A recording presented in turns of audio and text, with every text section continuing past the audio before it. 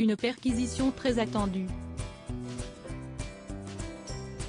Ce vendredi 10 février, Pierre Palmade a causé un terrible accident de voiture, se déportant sur la voie de gauche et percutant ainsi de plein fouet un autre véhicule.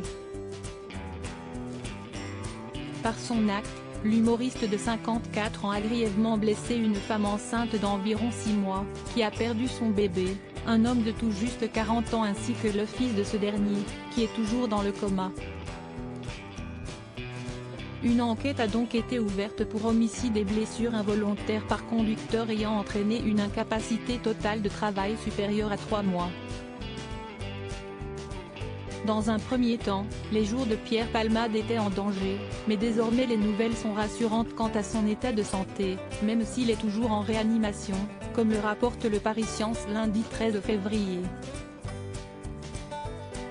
Toutefois, les interrogations se sont rapidement portées sur l'état de celui-ci au moment du drame. Les résultats d'analyse ont aussitôt déterminé qu'il était sous l'empire de cocaïne et de médicaments de substitution. Si est donc à la recherche de drogue dans le domicile de ce dernier que les gendarmes ont perquisitionné sa maison. Pierre Palmade a acquis en 2017 un corps de ferme dans le paisible village de Célie-en-Bière, en Seine-et-Marne afin de prendre ses distances avec sa vie de soirée parisienne. Ce dimanche 12 février, la rue donnant accès à cette belle maison briarde, cachée de la voie publique par de hauts murs était donc bloquée.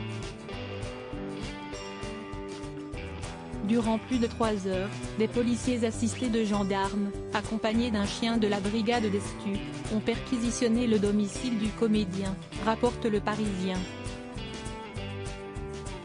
Ce que les policiers et gendarmes ont découvert chez Pierre Palmade est de confirmer, les policiers étaient saisis par le parquet de Melun pour rechercher des stupéfiants. Néanmoins, selon nos confrères, leurs recherches n'ont pas abouti. La demeure était dans un très grand désordre. Quelques saisies préventives de médicaments et de seringues ont été effectuées, mais rien d'incriminant, d'après les premiers éléments. Des analyses sont en cours, précise-t-il. Les enquêteurs supposent donc que les 2 jeunes passagers recherchés qui ont pris la fuite après l'accident de vendredi se sont rendus dans cette maison afin de se débarrasser de produits stupéfiants avant cette perquisition. Si est en tout cas la piste explorée. D'autant qu'il aurait également embarqué avec le téléphone portable de Pierre Palmade, comme le révèle Le Parisien. Celui-ci n'était ni dans les effets personnels du comédien au moment de l'accident ni à son domicile lors de la perquisition. Ce qui va à l'encontre de la déposition de sa femme de ménage qui est intervenue samedi. Elle aurait alors retrouvé les lieux en désordre, avec des seringues éparpillées. La femme de ménage aurait procédé à un nettoyage sommaire en décidant de ne rien jeter pour préserver les éventuelles traces, laissant tous les détritus dans des sacs. Surtout, elle affirme avoir vu le téléphone portable de l'humoriste dans la maison et même l'avoir laissé en évidence, dévoilent nos confrères. Les policiers et gendarmes ne sont toutefois pas repartis bredouilles de cette fouille.